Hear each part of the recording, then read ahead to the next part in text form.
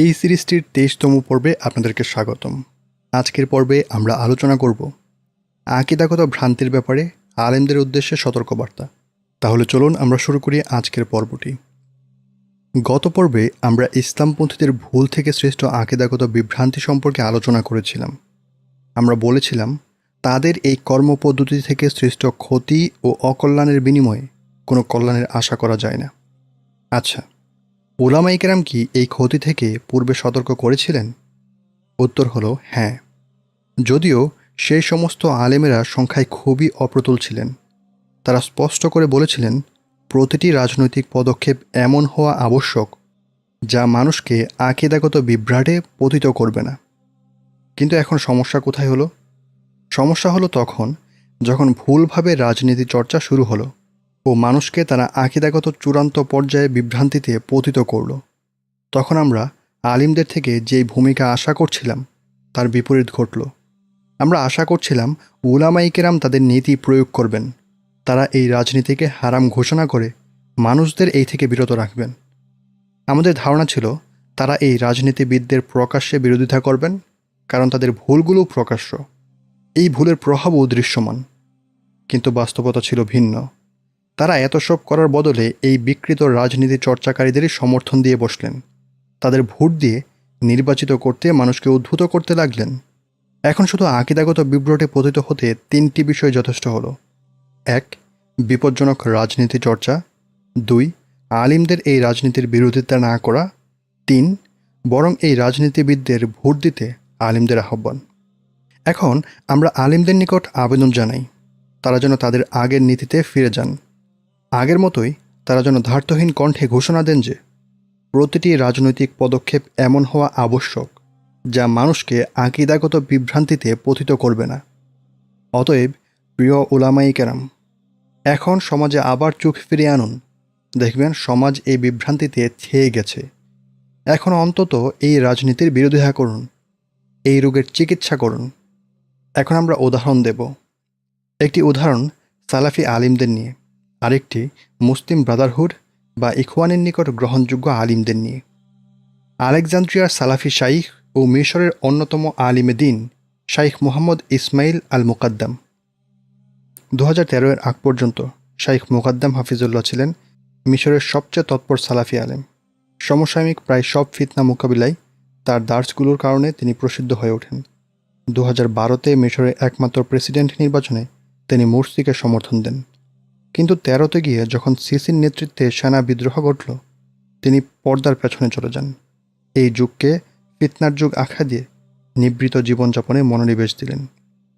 এখন আমি তিনি সহ মিশরের অন্যান্য সালাফি আলিমদের উদ্দেশ্যে কিছু কথা বলবো।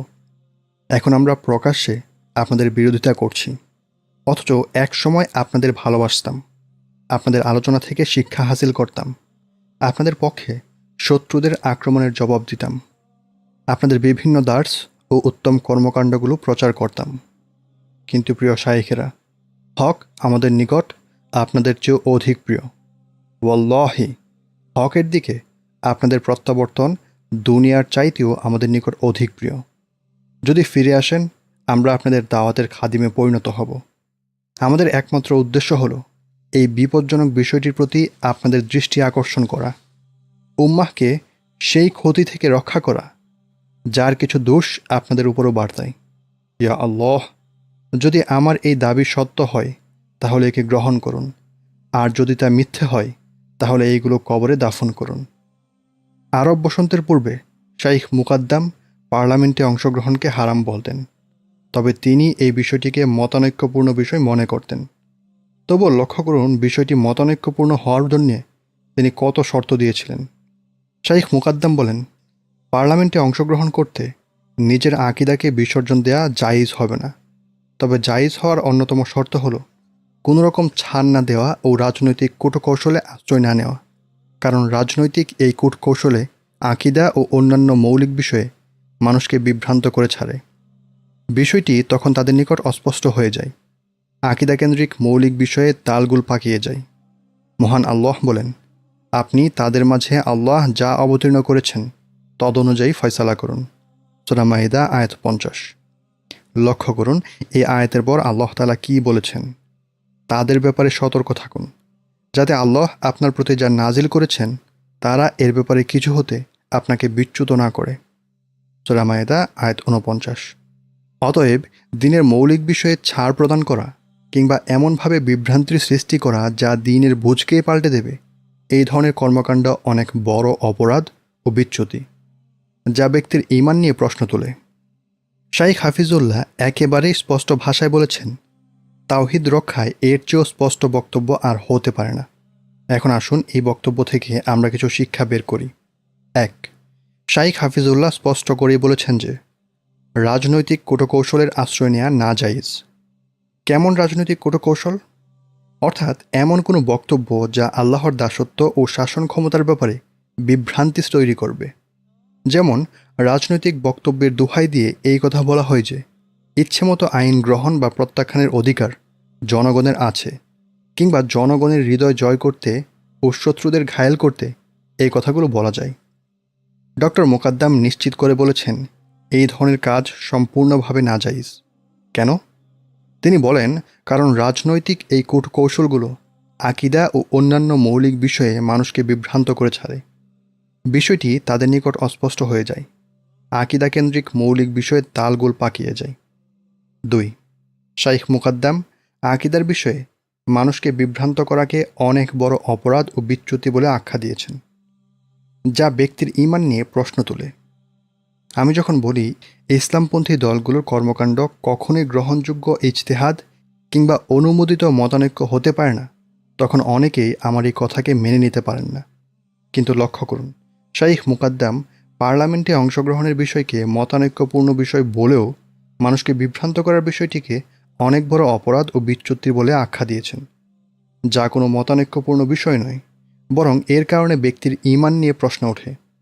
এখন ডক্টর মুকাদ্দাম যাকে নির্বাচিত করতে মানুষকে উদ্বুদ্ধ করেছিলেন, তার নির্বাচন পরবর্তী বক্তব্য শুনে শাইখের কী অবস্থা হবে বলে আমরা ধারণা করতে পারি।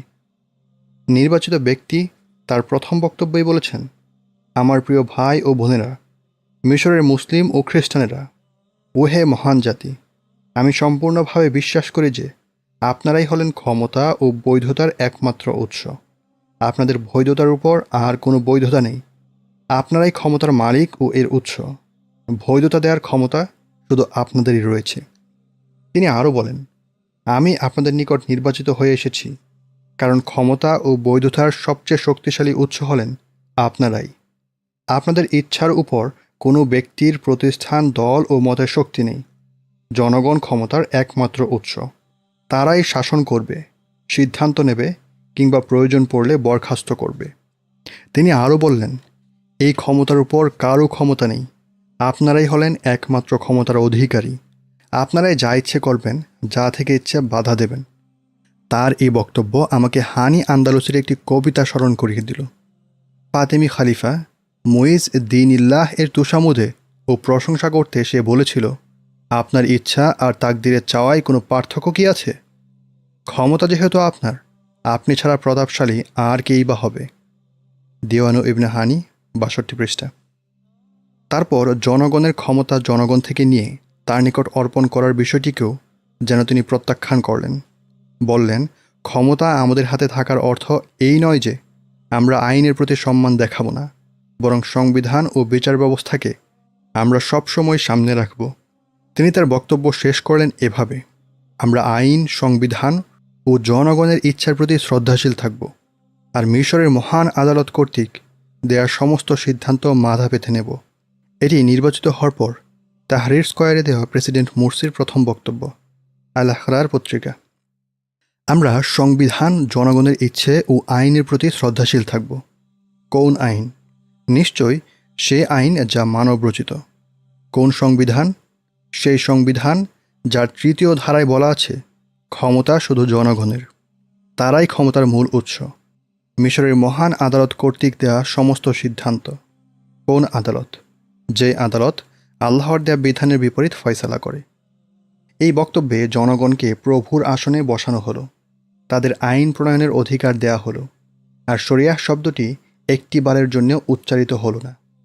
হ্যাঁ, শুরুতে কোরআন তিলাওয়াত হয়েছিল, যেভাবে আগের অন্যান্য অনইসলামিক শাসকগণও তিলাওয়াত করতেন।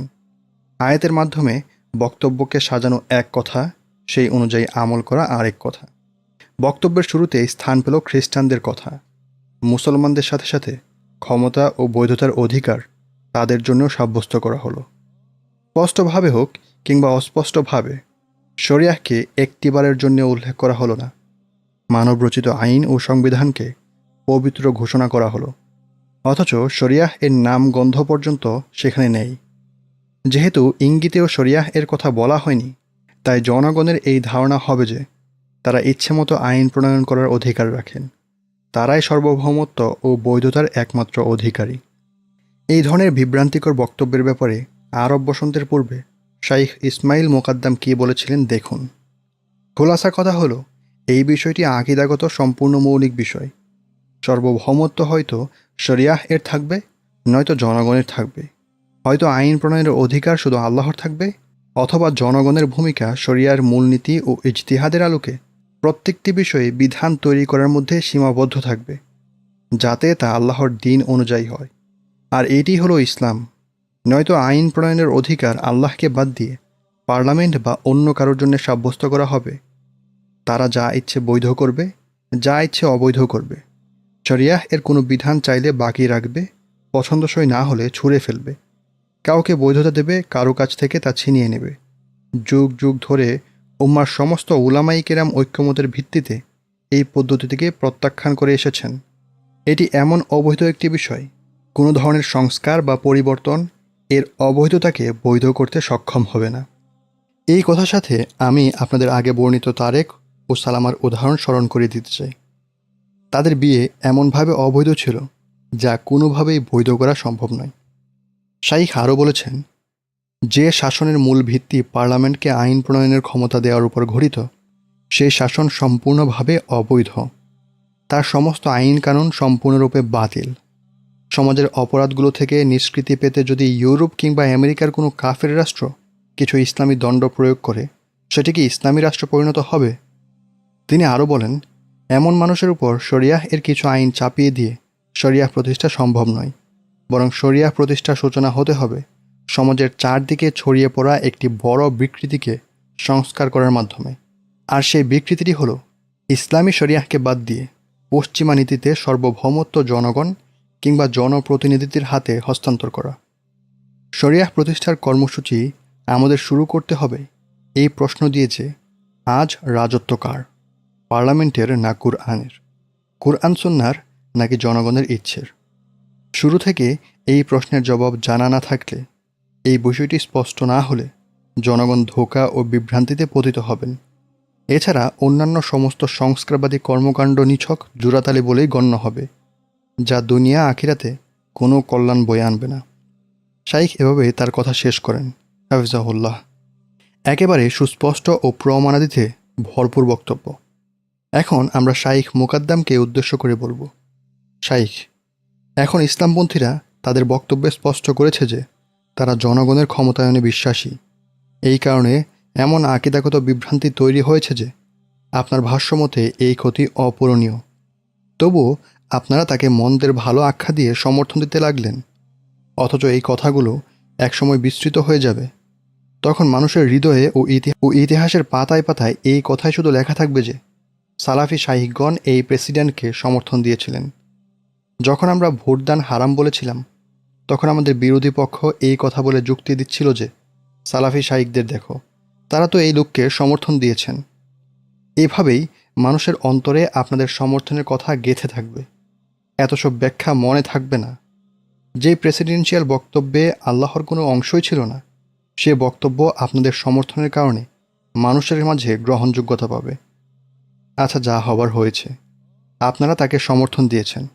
এখন অন্তত আগের বক্তব্য প্রত্যাহার করে নিন, আল্লাহর নিকট তওবা করুন, মানুষের মাঝে এই কথা প্রচার করুন যে আপনারা আগের বক্তব্যের সাথে একমত নন। এখনও আমরা বিভিন্ন আলেমদের ওয়েবসাইটে চোখ ঘুরিয়ে আনি, আমরা তাদের কাছ থেকে এই বক্তব্যগুলোর কোনো ধরনের সমালোচনা পাই না। বড়ই অপ্রীতিকর ও আশ্চর্যজনক দৃশ্য। বরং অনেক সালাফি শাইখ এই ইসলামপন্থী দলকে সমর্থন দিয়েছেন, তাদের বৈধতা নিশ্চিত করেছেন, সালাফের নিকটবর্তী দল বলেও তাদের আখ্যা দিয়েছেন। কিন্তু যখন এই দলটি জনগণের ক্ষমতায়নের মূলনীতি পেশ করে সংবিধান তৈরিতে সকল মত পথের লোকেদের অংশগ্রহণ নিশ্চিত করল, তখন তাদের কাউকে আর বিরোধিতা করতে দেখা গেল না। যখন এই দলটি সংবিধানের বিকৃত ইসলামী ধারাটিকে আপন অবস্থায় রেখে দিল, তখনও এই সালাফি শাইখেরা তাদের সমর্থন থেকে পিছু হটেননি। এই পর্বের সার কথা হলো শাইখ মুকাদ্দামেরই দুইটি বাক্য রাজনৈতিক কূটকৌশল, আকিদা ও অন্যান্য মৌলিক বিষয়ে মানুষকে বিভ্রান্ত করে ছাড়ে।